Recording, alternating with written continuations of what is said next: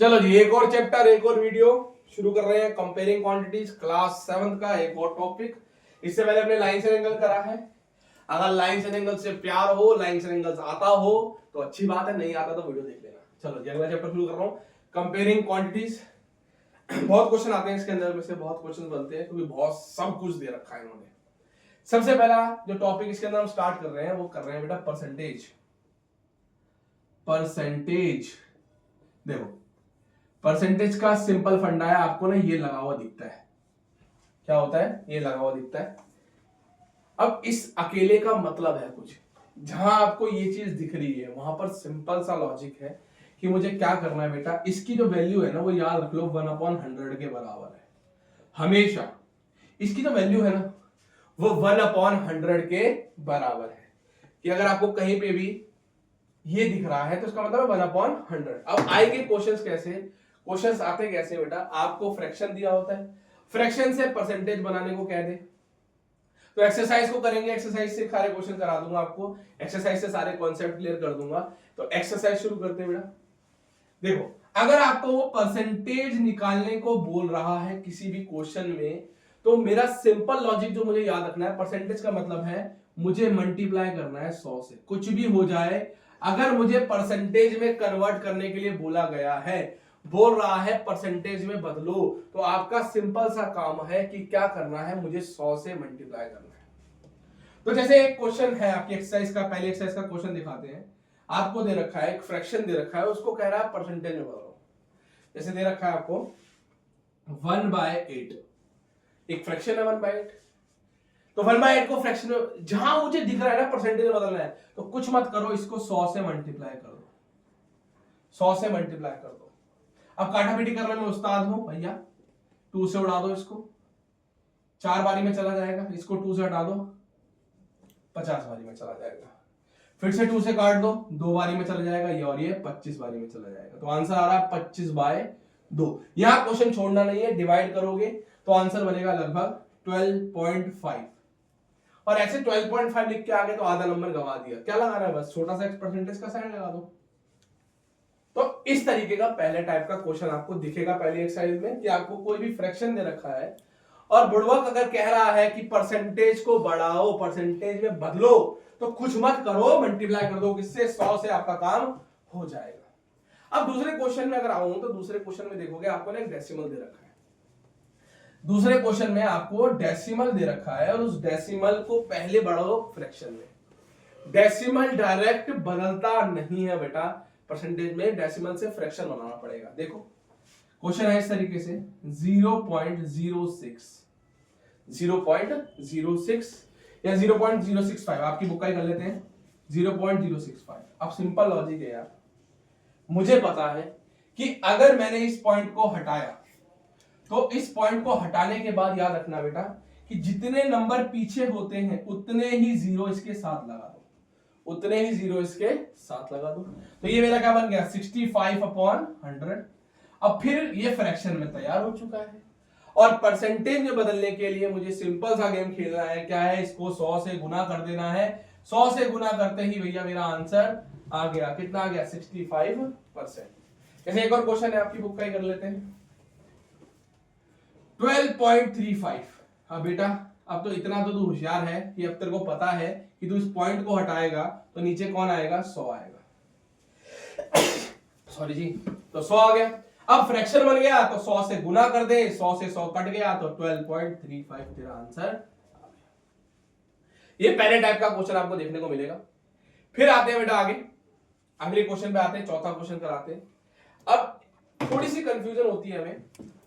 दो बंदे हैं जो तंग करते हैं, एक होता है ऑफ और एक होता है ऑफ इट इज, एक होता है ऑफ और एक होता है ऑफ इट इज।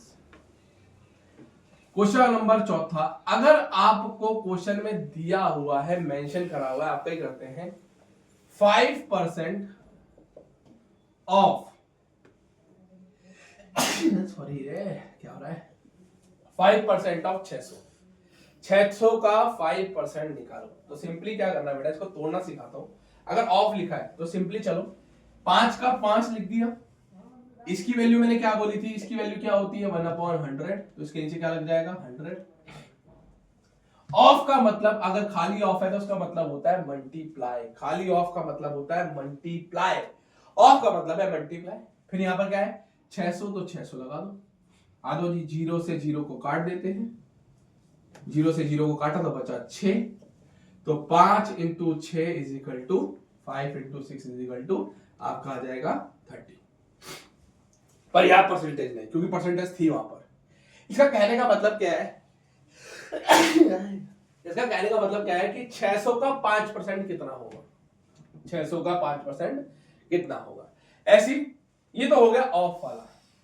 फिर जब अगर आपको यही क्वेश्चन में थोड़ा सा पांचवा क्वेश्चन देखोगे तो वहां ऑफ इट इज आ जाता है। क्या आ जाता है? Of it is. यही क्वेश्चन अगर करता हूं 5% ऑफ इट इज 600, सिर्फ एक वर्ड इट इज लगने से पूरी दुनिया पलट गई, पूरी दुनिया पलट गई। अब कैसे? वो कह रहा है इसका मतलब है भैया 600 का 5% कितना है। कैसे निकाले? 5 को 5 ही रखेंगे, परसेंटेज की जगह मैं नीचे क्या लगा दूं? 0 लगा दूं, ऑफ के साथ ऑफ ही आएगा। बस इस इट इज का मतलब क्या है, इसकी जगह बेटा एक x लगा दो और इस 600 को कहां ले जाओ? इज इक्वल टू में ले जाओ। बस इतना ही करना है। अगर ऑफ दिया है तो भैया सिंपल काम होता है, कुछ नहीं होता है, वैल्यूज डाली मल्टीप्लाई करा काम हो गया। पर अगर ऑफ इट इज दे रखा है तो भैया 5/100 आ गया, 5/100 आ गया। ऑफ का मल्टीप्लाई आ गया, इट इज का x आ गया, इट इज का क्या आ गया? x आ गया। आओ भाई x की वैल्यू निकालनी है, तो 5x/100 is equal to 600। Multiply में डिवाइड में आके मल्टीप्लाई में कर दो, तो 600 into 100 is equal to 5x। फिर 5 यहां x यहां अकेला रह जाएगा, तो 600 इंटू 100/5 काट देते हैं, सॉल्व कर लेते हैं। 5 से चला जाएगा बेटा, ये कितनी बारी में जाएगा? ये जाएगा 2 20 बारी में, तो x क्या हो जाएगा आपका? 600 इंटू 20, तो 12, ये हो गया 1 2 3, 1 2 3, ये आपकी x की वैल्यू आ गई। तो इस तरीके से हम क्या करेंगे, इसको सॉल्व करेंगे। 5% ऑफ इट इज 600 आने का मतलब है कि मेरे को क्वेश्चन में यहां पर इस x की वैल्यू पूछी है, इस x की वैल्यू पूछी है, इस x की वैल्यू का आंसर क्या है? 12,000। तो ऑफ इट लगने से बस वो x वाली फॉर्म में बदल जाता है और ऐसा कुछ भी नहीं होता है। ऐसी देखो देखो एक क्वेश्चन और कराते हैं, क्या रहा है? 40% of it is 500 kilometre, it is 500 kilometre. अब मेरे को ऑफ इट से इट इज दिख गया, तो 40/100 इंटू में x इज इक्वल टू में 50, लो x निकाल लेंगे। इस तरह का क्वेश्चन आएगा। फिर अगर हम जाते हैं, हमें परसेंटेज दिया हुआ है तो परसेंटेज से डेसिमल भी निकालना है और फ्रैक्शन भी निकालना है। तो अभी हमने सीखा था कि सबसे पहले डेसिमल से फ्रैक्शन बनता है, फ्रैक्शन से परसेंटेज बनता है। उल्टा करूंगा तो परसेंटेज से फ्रैक्शन बनेगा और फ्रैक्शन से डेसिमल बनेगा। क्वेश्चन नंबर 6 यही है कि आपको क्या दे रखा है? आपको दे रखा है बेटा परसेंटेज दे रखी है, जैसे 25% दे रखा है, कह रहा है इसका डेसिमल निकालो और क्या निकाल लो। सिंपल है बेटा, मुझे पता है इस बंदे की कुछ ना कुछ तो वैल्यू है, तो 25 में इसकी वैल्यू कितनी थी? 100, ये क्या बन गया? फ्रैक्शन बन गया। अब इसका डेसिमल निकालना है। अब मेरे को याद है बेटा, अगर नीचे 2 जीरो है, अगर आपके नंबर के नीचे 2 जीरो है, अगर इसका मतलब ये था, बस मैंने क्या कर दिया, नीचे 100 लगा दिया। अब देख बेटा, जितने जीरो नीचे हैं उतने पीछे से आके जीरो लगा दे, उतने पीछे से आके जीरो लगा दे। तो पहले 2 5 पीछे से आऊंगा, 1 2 और यहां पर पॉइंट लगा दूंगा और एक जीरो लगा दूंगा, लो जी। तो भैया परसेंटेज से फ्रैक्शन, फ्रैक्शन से डेसिमल।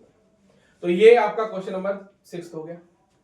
अब question number 7th 8th 9th और 10th करा देता हूं। इसके अंदर क्या क्या है एक बार देख लेते हैं।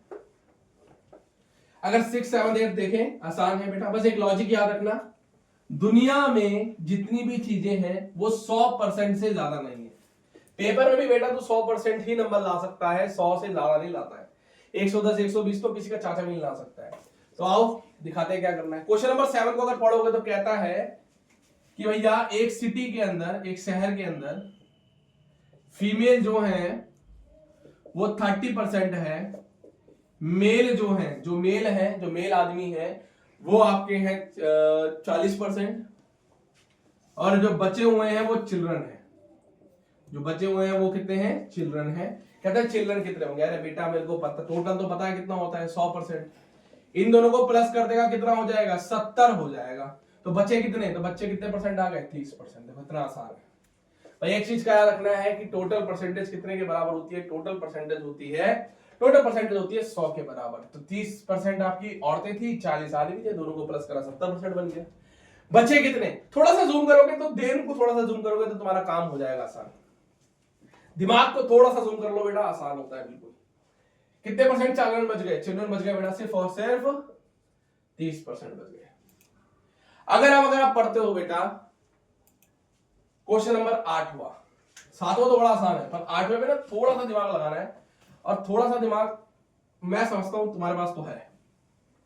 क्वेश्चन को अगर रीड करोगे, अगर क्वेश्चन को थोड़ा सा रीड करते हो, क्वेश्चन को पढ़ते हो, तो क्वेश्चन के अंदर लिखा हुआ है बेटा कि एक शहर के अंदर 15,000 वोटर्स हैं। तो टोटल कितने वोटर्स हैं? टोटल है 15,000। 15,000 कुल वोटर्स हैं, जिसमें से 60% ने वोट करी।